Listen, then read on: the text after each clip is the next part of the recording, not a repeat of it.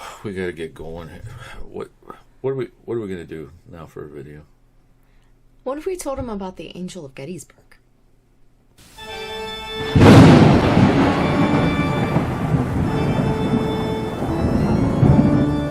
Well, hello there, parapeeps, and welcome to another episode of Our Haunted Travels. I am your host, Sean Donnelly. I'm your co-host, Marianne Donnelly. Today we're going to tell you a story about the Evergreen Cemetery in Gettysburg, which happens to be the town of Gettysburg's cemetery, not the National Cemetery, which is like right next to it. But before we get into that, if you're into the paranormal history and forensic type videos, make sure you hit the subscribe button and ding that little bell so you'll hear from us next time we post a new video.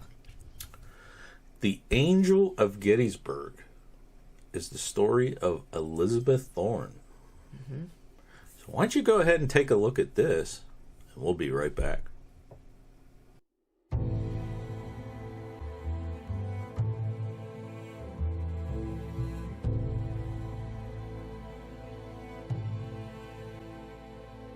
When visitors enter the Evergreen Cemetery, they find a bronze statue of a woman that's standing just past the gatehouse.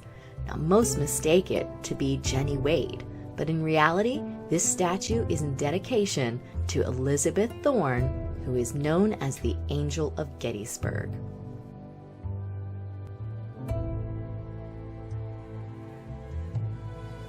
You see, Elizabeth is responsible for taking care of this cemetery while her husband was off fighting in the Civil War, and more specifically, before and after the Battle of Gettysburg itself.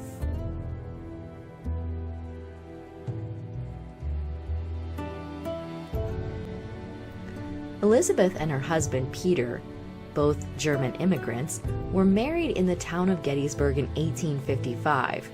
A few months later, Peter was hired as the superintendent or caretaker for the new town cemetery called the Evergreen Cemetery. Later, of course, it was renamed Evergreen, all one word, cemetery. The Thorns and Elizabeth's parents lived in the archway entrance of the cemetery's gatehouse. Later, Peter would enlist in the 138th Pennsylvania Infantry. Never dreaming that the war would ever come so close to home, he went off to battle. However, in July of 1863, he was off fighting in Virginia when Confederates arrived in the small town of Gettysburg, and in his absence, Elizabeth took over all of his duties as the caretaker of the town cemetery. June 26th, Elizabeth reported Confederate soldiers coming up the street and into the cemetery. She and her family were forced to give them food, water, and shelter until they left when the Union Army began to arrive. She was then asked by the Union Army to go out into the fields and show them the location of the streets coming into town. At first, they requested a man to go with them, but her oldest son was just too young and her father was just too old, so she volunteered to go with them instead. On July 2nd, the Union Army advised Elizabeth and her family to leave the area, and there was fierce fighting taking place right there within the cemetery on what is now called Cemetery Hill. It was a good thing that they did leave, though, as the family fled, hungry and weak, to the Musser farm some 2 miles away from the cemetery. Near midnight, Elizabeth and her father crept back to the cemetery house hoping to check on their valuables that they left in the basement. After they encountered some resistance, they found that there were wounded soldiers in their basement using their bedclothes, and there was pretty much nothing left. Even the hogs were missing from their pens. So they reluctantly headed back to the Musser farm to collect the others and left for a church. From there, they moved on, thirsty and hungry. About 3 a.m., they met up with some of the other neighbors and stayed for a few days. Between July 2nd and 6th, Elizabeth asked for some of the Union officers to get them some provisions since the family had been driven from their home with nothing to eat or drink. The response she was given was that she just wanted to live off the army. She was then asked if she knew Jenny Wade. She said yes. They told her that she was killed along with Maria Bennett, who really wasn't killed though. They then gave her a pass to go to the provision wagon a mile away, where they filled their aprons with coffee, sugar, and hardtack. On July 6th, they were baking bread for the soldiers and helping care for the sick and wounded when they noticed their furniture on a wagon heading down the pike. But nothing could be done to stop them. On July 7th, they finally returned to the cemetery gatehouse. While they were on the way home, Mr. McConaughey, the president of the cemetery, said, "Hurry on home. There is more work for you to do than you're able to do." When Elizabeth looked at the house, she could only say, "Oh my." There was no glass in the windows, and the structure had several other damages. All of their valuables in the basement were gone. There were 3 feather beds that were full of blood on the mud. Within the cemetery, which was severely damaged by the battle, there were several dead soldiers and even 15 dead horses. Elizabeth asked an officer who was riding by if they would ever be reimbursed for the items that were damaged.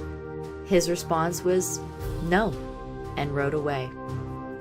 Elizabeth and her family washed and worked on the house for 4 days when she received a note from Mr. McConaughey about burying the dead.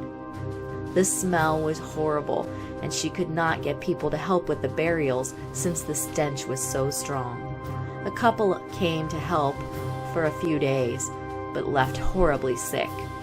She was ordered to bury 105 soldiers, 15 horses, and 14 civilians. The National Cemetery was not ready yet, and hasn't even been thought of yet, so these burials had to take place within the Evergreen Cemetery. Not only was it extremely hot, the ground was hard and rocky. Her only helper was her 63-year-old father. Her home totally destroyed, and she had 3 young children to take care of, and was also 6 months pregnant. Elizabeth was an extremely strong woman, and 3 months later, she carried her baby to full term, gave birth to a daughter whom she named Rose Meade after General Meade of the Union Army. For her diligence in taking care of others and keeping up with the cemetery work until 1865, she is considered to be the Angel of Gettysburg, and her memorial now stands just inside the gates of Evergreen Cemetery as a reminder of just how strong a woman she was and all the things that she did for the town of Gettysburg. Well, there you go. The story of Elizabeth Thorn. This is why we do what we do. This is how the reason why we got into our haunted travels, is finding these little stories out there. It's crazy. Yeah, I mean, like I said in the video, in the audio portion, this people walk down the street and they think that that's Jenny Wade, and they know nothing about Elizabeth Thorn or why she was so important to the town. Take a minute, stop, look around, read the placards. They're there for a reason. That's right. Yeah. And I just can't imagine being Elizabeth. Oh. I've never been pregnant. We have no children, but I just can't imagine being 6 months pregnant, going out there and just digging all those graves for people she didn't know. In the heat and the stench, and it was just... Your elderly parents, little kids to take care of. Yeah. Yeah. It's amazing. Yeah. She was an amazing woman. Yes. And she carried the baby to term. Yes. Yeah. That's, especially with all that hardship that she was through, that's amazing too. Yeah. Yeah. So if you are there in Gettysburg or go to Gettysburg, stop. Take a minute. Go to the Evergreen Cemetery. Look around. Look at the placards. And you'll see the statue that you talked about. And it's a pretty interesting story. Yeah. Absolutely. So till next time. Thanks for watching. And happy hunting.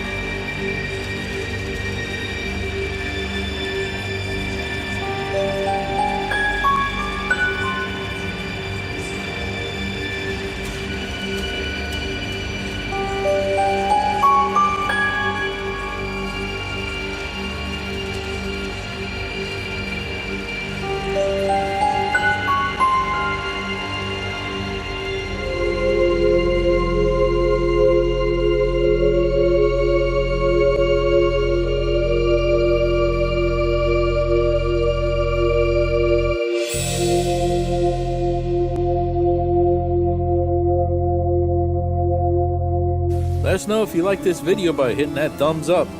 Also, if you'd like to see more videos from us in the future, support our channel by hitting that subscribe button and dinging that bell so you get notified the next time there's a video from Panic D Videos. Thanks for watching. Happy hunting!